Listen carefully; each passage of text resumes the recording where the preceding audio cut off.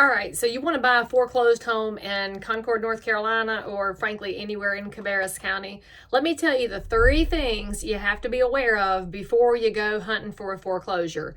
First of all, with a bank property, if the bank has straightened it up, they're not going to make it look like a model home, y'all. It's not going to get the latest and greatest. It's liable to get new carpet, and it'll be contractor grade realtor beige. And it's liable to get a coat of paint, and that's going to be, even though agreeable gray is falling out of love again, it's probably going to be agreeable gray.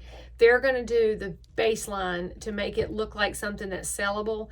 They will have the yard mowed, and they will generally just get the basics done. And I mean basic. There might even be repairs that don't get done, but because we shut off the water to the house in the winterization process, the bank's just going to make it look a little better. That's the lipstick on a pig approach. When you're buying this house, though, it's going to be in as-is condition. And don't come to the table thinking you're going to wheel and deal with the bank. You're a negotiator. You're going to lose that battle. The banks don't negotiate on this stuff. You're going to pay what the bank asks you to pay, and you're buying it as is. That being said, you can still do inspections, and as your realtor, I totally recommend that you go through and figure out what the punch list looks like, because when you buy it, you're probably going to want to take care of those things to make it come back to its former wonderful beauty and life. And now, on occasion, I should add a little asterisk here before somebody makes a comment. There have been scenarios where the banks have worked with somebody on repairs if it's something wild and unknown, like fungal growth, aka mold, or big structural issues, or a roof issue, or something that's going to cause a property to really deteriorate.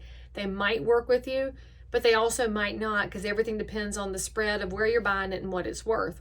It's an entirely different process than buying a regular house. And that's just the condition piece to consider. So long story short, they're as is, where is, and yes, you can inspect.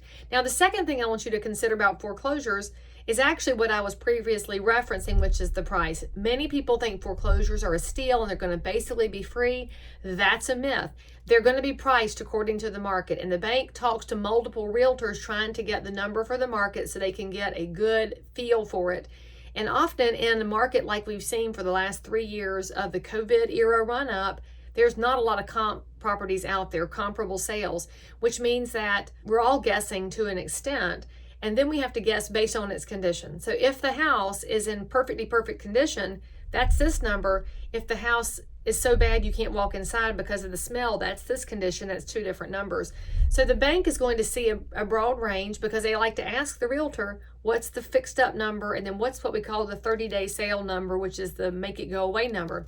There's going to be a spread. Banks can't help themselves. They are financial managers. They want this number. So that's generally where they want the realtor to price it. So you see a foreclosure come up and you think, but Leigh, that is not a deal.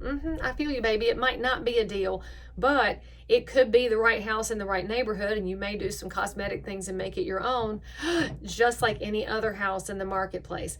Now, you also should know that what we find in the market is many buyers don't bid on foreclosures because they don't want to pay this price for a house that's in this condition. So they wait, and not every house sells in a bid more. What that means is that we do have investors that come in, but they don't come in here, they come in down here, off the screen, lowball offers. They're willing to pay cash or willing to take the property off the hands of the bank. But the banks have to satisfy, again, mortgage insurance companies. They've got to satisfy their balance sheets. They've got to satisfy the mortgage. They're not just willy-nilly throwing numbers around. Now, that could also mean that because you have these low offers coming in and the bank's up here, that it takes some time. Then the bank starts to chip away at the price like we've done in real estate for years. If you overshoot it, you can come down. And then they're looking for that magic number where we'll finally get somebody to buy the property. All of those things weigh in, so you may or may not get a great smoking deal, but you might. We never know until the show is over. Now, the third thing I want you to consider is location, and we ask you to consider this with whatever house you're buying. And foreclosures are not just in one specific neighborhood or one specific zip code. They're everywhere. They're in all price points, and they're all over the place with condition and price. And frankly, all of that to be saying, that's why you want your realtor with you on this process, because we're going to help you take a look at the numbers, and is it a good deal or is it a fair market price? What is the condition on this house? We're going to lay a set of eyes on it and help you look for material items. And what are we talking about with this location? Is this going to be a place where I'll be in a good space over the long haul? That's our job. And if you stuck with me this long, you should probably get a gold star in your hat. So put down in the comments if I should send you a gold star. And for more information about buying foreclosures in Concord, we have a link right here where you can go set up a search. We have a few at any given time. We also have access to all the foreclosures that are in the system around the Charlotte area. We're glad to help. And if you have questions about the process or anything related to real estate, either send me a message or drop it down here in the comments. And anything you need for buying or selling in Concord, don't forget, you can always ask me about real estate.